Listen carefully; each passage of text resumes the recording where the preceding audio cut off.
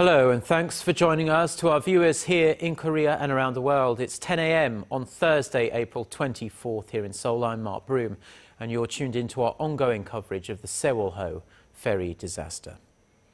Divers are stepping up their search of the capsized ferry on this Thursday as hope has all but vanished that isolated pockets of air might be able to support any of the 143 passengers still unaccounted for. Let's go over to our Ji Myung-kil, who's standing by at the Paengmok-hang harbour, the nearest port from the accident site. Fill us in on the latest, Myung-kil.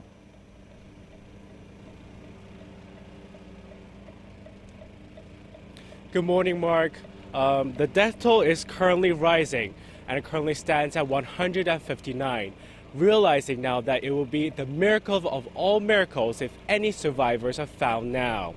The families of the missing have begun discussing funeral arrangements for their loved ones and have vowed to stay until everyone has been recovered. Some families were worried that once families find their loved ones, they'll leave the scene. Many families are coming back and forth, checking the missing list, trying to match the descriptions with their loved ones. A temporary funeral parlor capable of handling some 180 bodies is currently providing funeral services. And Myung-kil, as for the search and rescue operations, I believe the divers are entering a new phase in the search.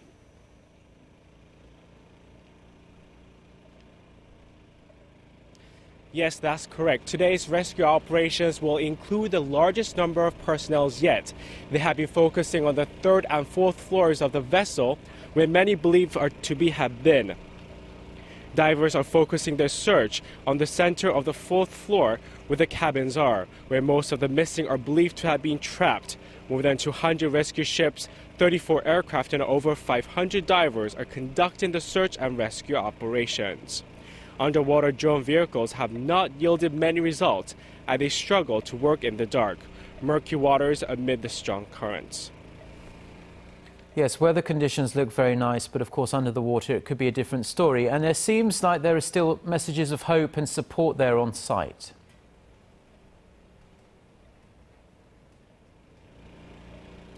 Yes, as you can see behind me, there are yellow ribbons praying for all missing passengers to safely return. The messages said, "We love you all and that miracles will happen." This has been Ji Myung-kil reporting live from Paengmok-hang Harbor. Now, there wasn't just one factor that caused the sinking. Multiple factors were in play. But experts in Japan say there were at least 2 chances to stop the ferry from sinking. Song Ji-son reports. Japanese marine experts say the first window of opportunity that could have prevented the sinking happened the moment the Sewol ferry entered waters around Jindo Island, well known for its strong currents. They say the crew should have factored in the strong currents and made sure cargo that shifted was moved back into its original position to rebalance the vessel as soon as they realized something was wrong.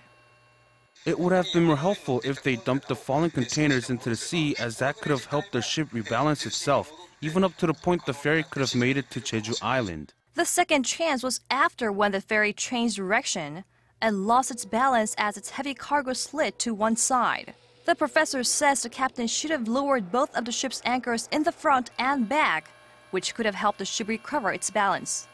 The current was flowing from the south, so if they had anchored the ship, the current would have stopped the vessel from listing, eventually pulling it back up straight. Japanese marine experts also point out the rescue operation should have been launched as soon as a passenger made the first emergency call. Operations only began after a crew member made contact a few critical minutes later. Japan has a rule that rescue helicopters have 3 minutes to arrive at the scene after receiving a distress call from a ship. Song Ji-son, ARIRANG News. With prospects dimming on finding any survivors on the sunken ferry now, people have begun to ask the question, how will the almost 7,000-ton ship be recovered? Some experts say if working conditions are favourable, it may only take 1 to 2 months. We look at some of the possibilities in what is likely to become a lengthy procedure of recovery. Lee Ji-yeon reports. With families of missing passengers requesting officials to conclude search operations soon, Discussion on how to salvage the wreckage is expected to gain more momentum. The large ferry weighs over 6,000 tons on its own, but with added weight, it's expected to exceed 10,000 tons. Salvaging the 7,900-ton ferry Ariake, which capsized off the coast of Japan in 2009, was a challenging operation because of the cargo that had shifted to one side. A similar situation with the Seworo ferry. It took over a year to salvage the ship with cranes after cutting it into 4 pieces. Then how about operations for the Seworo ferry? Currently, there are 5 cranes on standby near the accident site, including an 8,000-ton crane, the largest in the country.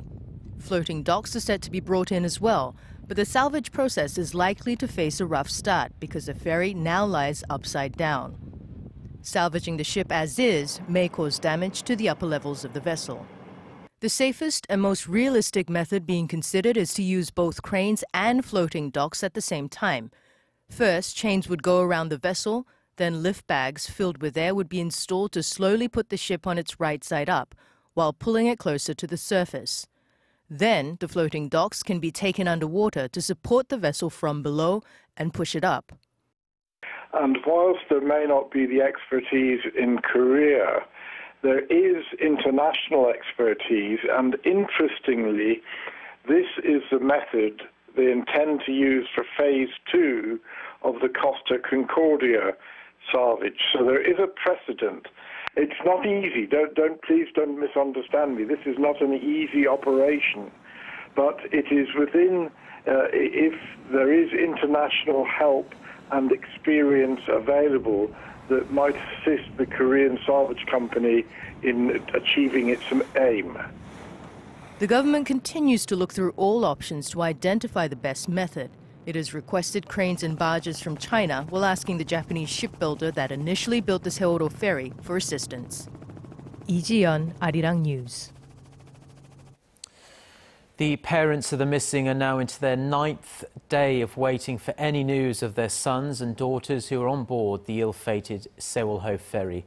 The families have been huddled in a gymnasium near the accident site in Jindo, where our Hwang Jie joins us live. Jie. Mark, it's relatively calm here at the moment, with the families trying hard to cope with the passing hours. You can feel the sadness in the air, and it's very hard for the families to deal with the atmosphere that is very depressing. The families are near complete exhaustion, both physically and mentally, after going on of an unbearable wait for 9 straight days. Doctors at the gymnasium are saying that the families are in a state of shock and deep mourning, which are resulting in headaches and exhaustion. They add that while now is an unbearable time for the families, mentally the symptoms of depression could recur after 2 or 3 months. There are now noticeably fewer families here at the Jindo gymnasium as more bodies are being discovered and identified. The families are leaving to tend to their loved ones at Paengmok-hang harbor and to the hospital. The others left here are going back and forth from the gymnasium to the harbor about 2 times a day while helplessly looking at the television screen showing a list of descriptions of what the newly discovered bodies look like. I had a chance to talk with a father yesterday, and he realized that his daughter is gone, and now he just wants to find her body so that she can rest in peace. This was Hwang Jie reporting live from the Jindo Gymnasium. Thousands of people from around Korea have gone to the rescue site to volunteer their time over the past week. Our Kim Hyun-bin reports from Jindo. At times of great loss, people come together. Korea is a nation in despair, and the pain felt among victims' families is unimaginable. To help them in the most difficult time, hundreds of firms and thousands of volunteers have come down to the Jindo area to do what they can. We started providing meals on April 16th. We have around 100 volunteers and feed around 700 people a day. We came here on the day of the incident. We make sure all the supplies, like instant noodles, bread and other things, don't run out of stock. We are serving approximately 2,000 to 3,000 people per day. The services are free of charge. We not only provide medical service to victims' families, but also to volunteers, the press, and civilian divers, amongst others. Volunteers are signing up daily all around the country. Nearly 8,000 people volunteered since the tragic incident on April 16th to show their support and help the victim's family in their time of need. Ji Myung-kil, ARIRANG News, Chengdu. A group memorial hall has been set up in Ansan, the city most touched by this disaster. Thousands of citizens visited the site to say goodbye on Wednesday, and hundreds more have already passed through today. Shin Se-min joins us live from that memorial hall. Se-min. Yes, Mark, as you can see behind me, lines of people that reaches all the way to the entrance of this Ansan Olympic Memorial Hall have come here to pay their respect to the deceased. Just yesterday, a total of 13,000 mourners visited, and mourners this morning are lined up in silence and said their last goodbyes and offered white flowers. The local government here has also set up message service so that those who cannot come in person can send text messages of condolences. The messaging service that was overloaded with an outpouring of grief resumed early this morning, and the messages are being displayed as they come in on one of the screens here. While mourning for the victims continues, seniors of the Tainan High School returned to classes this morning. Monday, April 28th, sophomores as well as juniors who weren't on the Sewol-ho ferry will also return to classes. Psychotherapy will be implemented as part of the classes for both students and teachers to help those affected by this tragedy. And Se-min, as we reported earlier, more bodies have unfortunately been retrieved from the shores of Jindo, where the ferry went down, and many are now being sent to the city of Ansan. How is the city coping with this situation?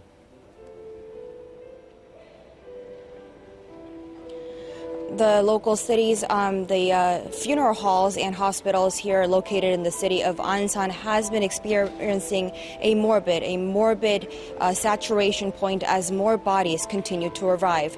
Local hospitals and funeral halls have been struggling to cope with the number of victims who are being sent here.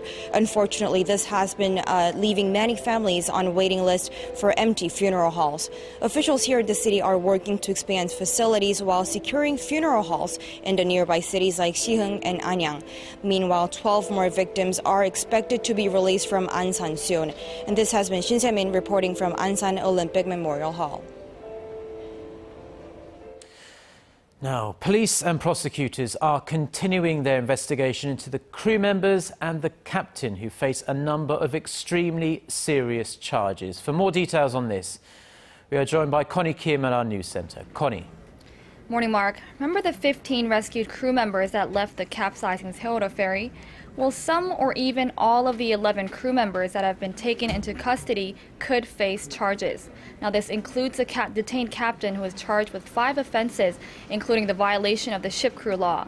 The prosecution is looking into whether the crew could be charged with what's called negligent homicide, referring to death caused by the inaction of the defendant. Now, during the investigation process, some of the crew have reportedly shown signs of regret, admitting to their mistakes and saying they should have taken rescue measures. And it's not just the crew under probe. The owner of the Sewol-ho ferry, Cheonghae Marine Company, is also under fire. Following the raid of the offices and homes of the company owner Yoo Byung-un and its headquarters yesterday, prosecution is looking into whether Cheonghae Marine Company has used its funds for lobbying purposes. The company's audit report last year shows its entertainment expenses since 2001 amounted to over $900,000. The prosecution is looking into both Cheonghae Marine Company and its affiliate Cheonhae to review whether these expenses were used with speculation the funds could have been used to lobby lawmakers to increase their assets. Yes, Connie, a lot of very serious allegations flying around at the moment, as you might expect. And we hear that the government is going to launch a much-needed, it seems, review of disaster countermeasures. Tell us more about that. Yes, Mark. The Disaster Control Tower has announced plans to review its disaster countermeasure manuals in all ministries. This comes on the heels of the Coast Guard and government's slow response to the sinking and raising speculation the emergency procedure and command chain failed to operate properly. President Park Geun-hye has also slammed the response early this week, calling for the review of the entire disaster and emergency response system. The government will also introduce legislation that will make it illegal for captains without first-class sailing licenses to sail vessels weighing more than 6,000 tons. The captain of the Seoul ferry, Lee Jun-seok, holds a second-class sailing license, which is allowed under current regulations. Well, that's all for me for now, but I'll be back with more updates in our later newscast. Thank you, Connie. And as Connie just mentioned, in wake of this ferry disaster, the government, which has come in for lots of criticism for its handling of the incident, is already taking certain steps to raise safety awareness and also increase related regulations. Lee Seung-jae reports. The Sewol ferry tragedy has forced the government to take a look at the level of safety awareness and preparedness in the nation. To make sure such accidents are prevented in the future, the government said Wednesday that it plans to carry out intensive safety checks on all major industrial and transportation facilities in the nation. The inspections were ordered by President Park Geun-hye and Prime Minister Chung Hong-won. Improper safety inspections have been blamed as one of the reasons for the disaster. Some of the facilities that will be subject to checks include industrial complexes, trains, ports, tunnels, and bridges, as well as ships like the Sewol ferry. The nationwide inspection is set to begin on May 9th, but the government will first ask the government and civilian operators of such facilities to carry out voluntary safety checks for 2 weeks. Meanwhile, a new bill called the Student Safety Act was passed by a subcommittee within the National Assembly on Wednesday. It would require all schools to conduct a safety education process before going on school trips. In addition, the Culture Ministry also hopes to make Student Safety Day a national holiday. They plan to speak with family members of 5 students who were killed last summer while attending a Marine Corps camp for help organizing it. Lee Seung-jae, ARIRANG News.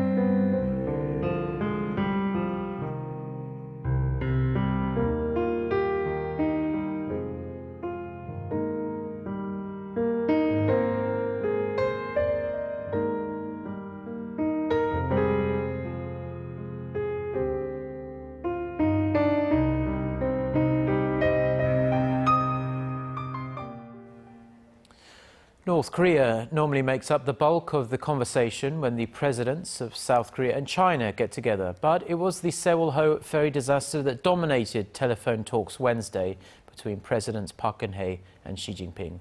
Kim Min-ji reports. In a phone conversation Wednesday, President Park Geun-hye thanked Chinese leader Xi Jinping for his words of comfort to the victims of the ill-fated Sewol ferry disaster and expressed sadness as some Chinese passengers were still among the missing. Xi said he was also deeply saddened by the fact that the majority of the missing and deceased were young students. He added that his thoughts were with the victims and their families. The Chinese president also said that Beijing will provide search and rescue assistance to Seoul. The two leaders also talked about North Korea. President Park urged her Chinese counterpart to dissuade Pyongyang from carrying out a 4th nuclear test, saying it would change the security paradigm in Northeast Asia. Park said another nuclear test could start an arms race and create a nuclear domino effect in the region. North Korea carried out nuclear tests in 2006, 2009, and 2013. President Park added that a 4th test could also hamper efforts to resume the stalled multinational talks aimed at denuclearizing North Korea. She reassured Park that both nations share the same interest of a denuclearized North Korea. He said that Beijing would do its best to help maintain peace and stability on the Korean peninsula. The Chinese leader added that he would encourage dialogue between the related parties and also express support for the trust-building process initiated by Park and for a peaceful reunification of the two Koreas. Kim Min-ji, ARIRANG News. Let's shift our focus now to the economy. Korea's gross domestic product grew at the fastest pace in more than 3 years in the first quarter of this year. The Bank of Korea said on Thursday the country's GDP grew a real 3.9% in the 3 months from a year earlier, the highest since the first quarter of 2011.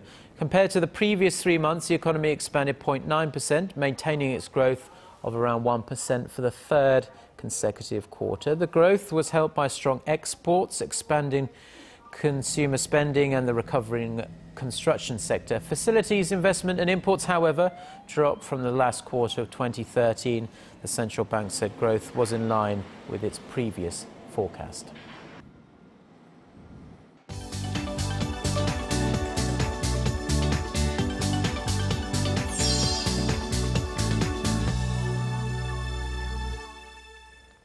Time now for a look through our international headlines. For that, we connect live to our Eunice Kim standing by at the news centre. Good morning to you, Eunice. Hello, Mark. We'll begin with the crisis over Ukraine in nearby Poland, where a contingent of U.S. troops have arrived for military exercises. The first contingent is made up of some 150 soldiers and are due to be followed by 450 more troops in the coming days. This as earlier Russian Foreign Minister Sergei Lavrov warned Russia will respond if its interests in Ukraine are attacked directly. He drew a parallel with the 2008 Georgian war, adding that he saw no other way but to respond. Pro-Russian forces remain hunkered down in at least 12 towns in the eastern Donetsk and Luhansk regions, installing their own officials in a déjà vu to events leading to the Crimean referendum earlier this year. Australian officials are looking at an object of interest related to their ongoing search for missing Malaysia Airlines Flight 370 without calling it a real lead.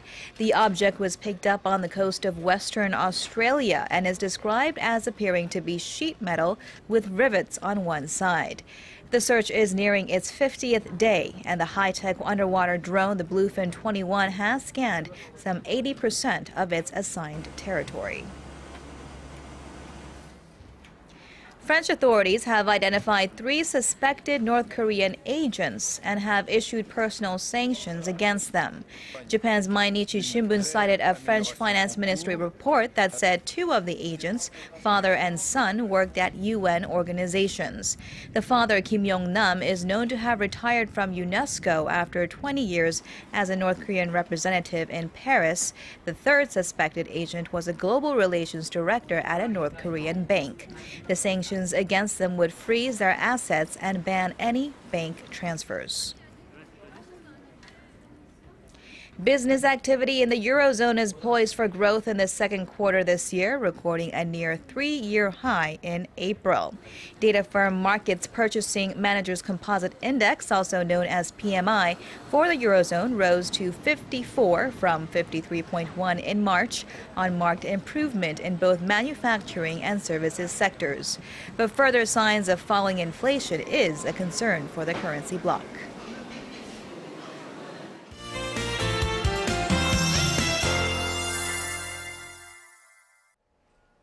Let's get a weather update in Jindo and around the country. The conditions over in Jindo looks to be similar to yesterday, but neap tides will end today. And this is when the weakest tidal currents occur today. Next is at 4:38 p.m. and another at 9:52 at night. And the speed of flow should slow it down 1 hour before and 1 after these indicated times. And including Jindo, most regions will continue to have early summer-like conditions under lots of sunshine, but the level of dust particles will be high to relatively high in most parts of the peninsula. So please do keep that in mind, and here are the readings for today. The afternoon high in Seoul will rise to 26, while Daegu will soar to 28, and Gwangju and Busan should top out at 27 and 22 later in the day. Now for other regions, it looks like down on Jeju will reach to 21, and Daejeon should peak at 27. Well, that's all for now, but I'll be back with more updates afternoon.